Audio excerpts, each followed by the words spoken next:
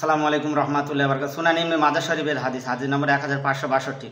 হযরত জাবির রাদিয়াল্লাহু আনহু থেকে বর্ণিত, তিনি বলেন আল্লাহ রাসূল সাল্লাল্লাহু আলাইহি ওয়াসাল্লাম কবর পাকা করতে নিষেধ করেছেন। এই হাদিস নম্বর 1563। হযরতে জাবির রাদিয়াল্লাহু আনহু থেকে বর্ণিত, তিনি বলেন আল্লাহ রাসূল সাল্লাল্লাহু আলাইহি ওয়াসাল্লাম কবরে কোনো কিছু লিখতে নিষেধ করেছেন। হাদিস নম্বর 1564।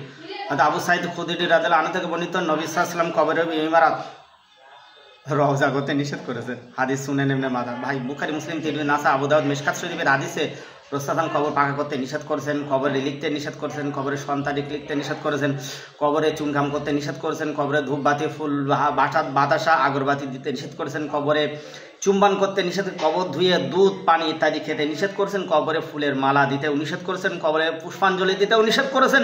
এতগুলো হাদিসে রাসূল সাল্লাল্লাহু আলাইহি ওয়াসাল্লাম যেখানে নিষেধ করেছেন, আর আপনি যদি অবশ্যই আবেগ দিয়ে এই কাজগুলো করে আপনি বলেন আপনি সুন্নি, আপনি সুন্নি নন, বরং আপনি নবীর দুশমন। রসুলের হাদিসকে উপেক্ষা করে, অগ্রাহ্য করে নবীর নিষেধকৃত কাজগুলোকে আপনি করে কোরআন হাদিস না মেনে আপনি সুন্নি শাসছেন।